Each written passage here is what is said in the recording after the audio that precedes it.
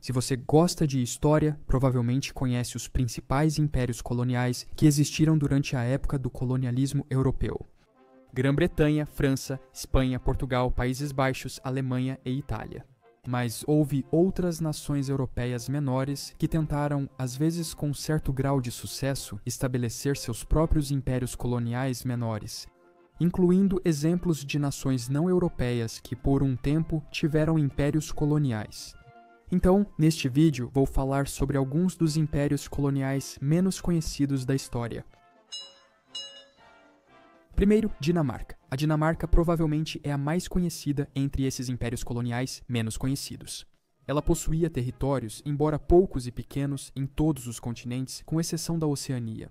Se incluirmos as possessões europeias, tecnicamente domínios ultramarinos, eles controlavam muitos territórios: Noruega, Islândia e Ilhas Faroe, controlando efetivamente a parte mais ao norte do Oceano Atlântico. Apesar de não ser uma rota comercial valiosa, isso não trouxe grande lucro para eles na época. Eles também governaram parte da Estônia e terras na Curlândia por um tempo. Na América, a Groenlândia tornou-se deles, seu maior território, e ainda está sob seu domínio hoje, embora isso possa mudar em breve com a independência local. E embora esses domínios gelados não fossem muito lucrativos, ainda serviam para expandir seu controle e adquirir certos produtos do Ártico, como peles e couros, além da pesca. Além disso, expandiram-se para áreas coloniais típicas. No Caribe, eles fundaram as Índias Ocidentais Dinamarquesas, controlando ilhas como São Tomás, São João e Santa Cruz, adquiridas dos franceses. Em 1917, aconteceu o contrário, e essas ilhas foram vendidas para os Estados Unidos, hoje conhecidas como Ilhas Virgens Americanas. Na África, mantinham fortes e postos comerciais na costa, depois vendidos aos britânicos. Eles também tentaram a sorte na Índia e se envolveram no comércio com a China. Suas colônias eram Trancabar, Serampore e as Ilhas Nicobar, que eles chamavam de Nova Dinamarca. No auge do colonialismo asiático, venderam muito chá aos britânicos e lucraram enormemente. No entanto, durante as guerras napoleônicas, os britânicos atacaram e destruíram as forças navais dinamarquesas, forçando efetivamente os dinamarqueses a venderem seus territórios indianos para eles. No norte da Europa, Kurland, ou Kauerland, não sei a pronúncia. Como Brandemburgo e outros estados alemães antes da unificação, Courland também tentou colonizar inicialmente. Era um feudo polonês-lituano que decidiu se aventurar pelos oceanos. Suas colônias foram estabelecidas sob Jacob, duque de Courland, e eram, devido ao status de Courland, colônias indiretas da comunidade polaco-lituana também. Entre 1642 e 1682, no reinado de Jacob, eles possuíam uma das maiores frotas mercantes da Europa. Fizeram viagens às Índias Ocidentais, onde colonos fundaram a primeira colônia em Tobago. A primeira tentativa de colonização foi aparentemente um fracasso, mas ela foi refundada e pareceu dar certo na segunda vez. Isso foi em 1639. Algum tempo depois, em 1651, o ducado conquistou uma colônia na África, na ilha de Santo André, no rio Gâmbia. Eles também tomaram mais terras, como a ilha de Santa Maria, atual Banjul, e o Forte Gillifrey, mas mantiveram-nas por menos de uma década antes de cedê-las à Inglaterra em 1664. A cessão ocorreu porque a Curlândia enfraqueceu nas guerras do norte contra a Suécia. Na América, a colônia de Tobago também fracassou, principalmente, eu acho, devido à resistência dos nativos. Outro esforço colonial muito desconhecido, principalmente porque foi feito por um país pouco conhecido e que agora praticamente não existe mais, o dos Cavaleiros de Malta. Esses são, por assim dizer, os sucessores dos Cavaleiros Hospitalários, que chegaram a governar Malta como estado vassalo da Sicília. Hoje, seu território se resume a um prédio em Roma, mas já foram um país poderoso. Eles dominaram Malta e partes do norte da África, principalmente Trípoli, de 1530 a 1798. Nesse período, eles também exploraram o Caribe e fundaram colônias. A colonização hospitaleira das Américas ocorreu durante um período de 14 anos, de 1651 até 1665. No auge, eles tinham 4 ilhas caribenhas: São Cristóvão, São Martinho, São Bartolomeu e Santa Cruz. Essas ilhas foram adquiridas da Companhia Francesa da Ilha da América, recém-dissolvida. Porém, o domínio deles foi breve. 14 anos depois, revenderam as ilhas à nova Companhia Francesa das Índias Ocidentais, rebatizada. No sul da Europa, a Ragusa. Ragusa era uma cidade-estado croata situada na costa do Adriático. Poucos sabem, mas ela teve uma colônia na Índia. Os ragusanos eram famosos mercadores e navegadores, e sua república mercantil, como o nome sugere, dependia fortemente no comércio. Em certo momento da história, tinham uma das maiores frotas comerciais da Europa e embaixadas em várias cidades europeias para facilitar o comércio, provavelmente buscando expandir seus negócios para outros continentes. No século XVI, eles tentaram estabelecer uma colônia na Índia. Era dentro de Goa, domínio português, então até onde sei, Ragusa nunca teve soberania ali. Mas eles estabeleceram um posto comercial na colônia de Sombrage, com muitos ragusanos nativos se mudando para a região. Eles construíram essa igreja, inspirada na de sua cidade natal, e a dedicaram a São Brás, padroeiro de Dubrovnik. Aparentemente, no começo as coisas correram razoavelmente bem, mas depois, por algum motivo, o comércio entre eles e os índios começou a diminuir e muitos colonos se mudaram da colônia. Em 1667, Dubrovnik foi devastada por um terremoto que destruiu grande parte da cidade e seu comércio próspero. O poder financeiro e militar deles diminuiu bastante, até na Europa, e assim abandonaram todos os projetos coloniais. A Áustria, ou Império dos Habsburgo, foi um grande país que nunca estabeleceu presença colonial forte. No entanto, eles tentaram. A Áustria tentou colonizar as Ilhas Nicobar no Mar das Índias Orientais, mas assim como os dinamarqueses, também fracassou. Após a saída dos dinamarqueses, os austríacos controlaram o arquipélago de 1778 a 1783. Eventualmente, a colônia foi abandonada devido à morte de Gottfried Stahl, que estava encarregado do território. O interesse austríaco por domínios ultramarinos caiu, levando à venda aos britânicos que assumiram o controle. Também havia, tecnicamente, uma companhia comercial através do território deles em Flandres, que era a Companhia Ostende das Índias Orientais, uma empresa mercante privada formada em 1715. Mas nenhum austríaco estava envolvido nela, e a única ligação com a Áustria era o fato de que o imperador Carlos VI controlava suas terras.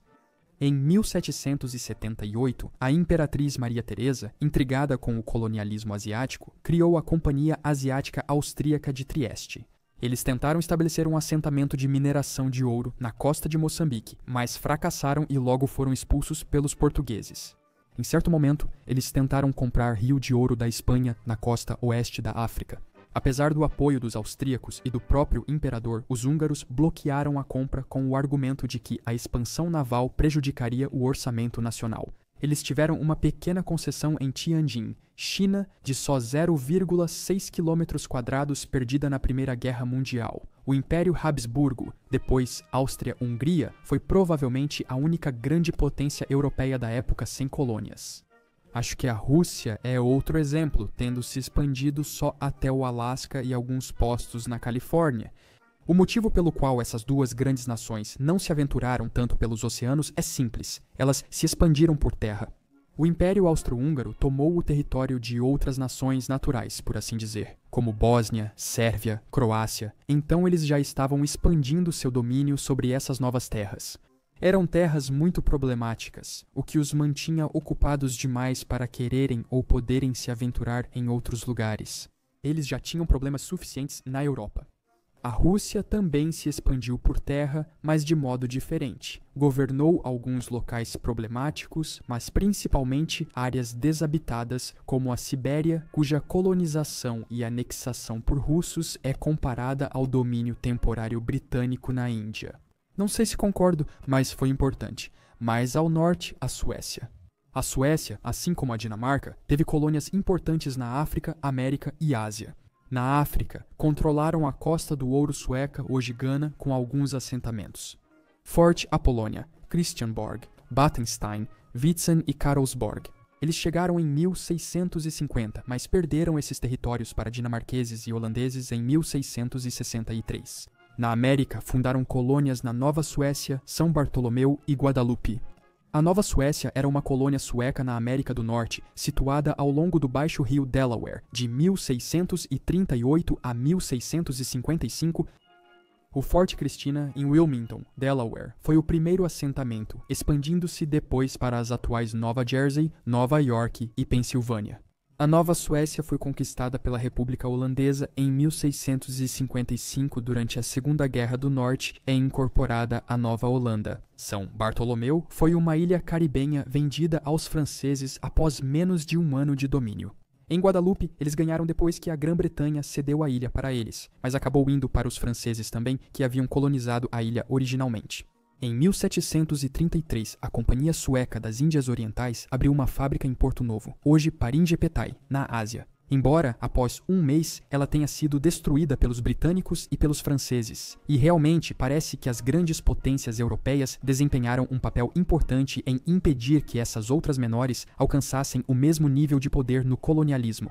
Na Escandinávia, a primeira experiência colonial da Noruega parece ter sido diferente da maioria dos países. Eles não tinham colônias nem companhia de comércio, pelo que eu saiba.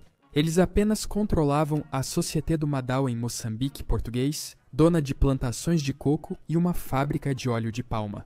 A única expansão territorial real deles, que acho que podemos chamar de colonialismo, aconteceu muito mais tarde, no século XX. A Noruega ocupou a terra de Erik, o Vermelho, na Groenlândia, de 1931 a 1933. As expedições deles à Antártida levaram à anexação da primeira Ilha Bouvet pela Noruega em 1927 e da primeira Ilha Pedro I em 1929.